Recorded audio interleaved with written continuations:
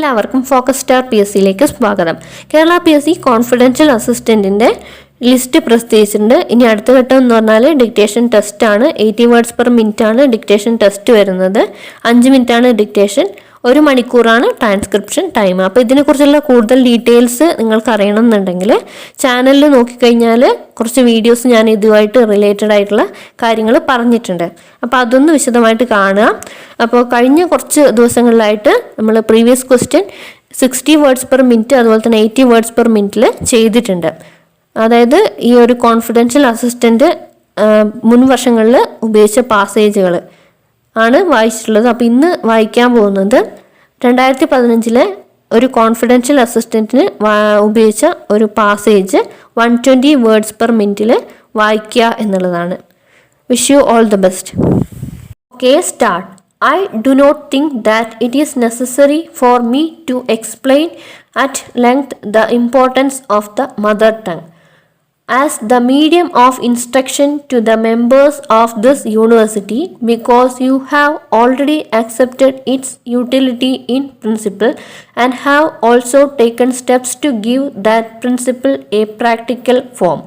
I would like to congratulate you on this courageous move, and I hope that you will always remain firm in your purpose and would achieve success by surmounting all the obstacles and difficulties that you may have to encounter. Thus, you will convince even those who are skeptical today of the great capacity and utility of Indian languages as medium of education. I think that achieving success in this direction, 2 kinds of steps are necessary. In the first place, you have to prepare and popularize a lexicon of such terms as our languages either did not have, or if they had, the terms were not sufficient, popular, or for expressing the ideas of each scientific subjects are entirely new to us. I find that even in this direction your university and government have been active, and I would like to congratulate you all for that as well. The other step that seems to be necessary is that the syllabus as well as the educational methods of our institution should be appropriately changed.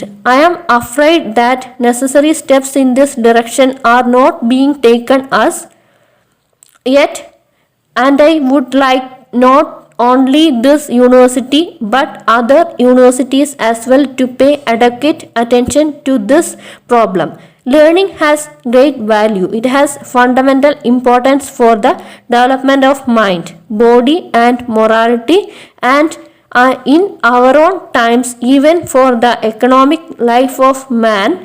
It is therefore necessary that whatever resources of education are available in my country should be such as to enable the students to make an all-round progress, even if we consider other matters to be of secondary importance and hold that only such knowledge as has an economic value is to be preferred. The present education system needs a radical change.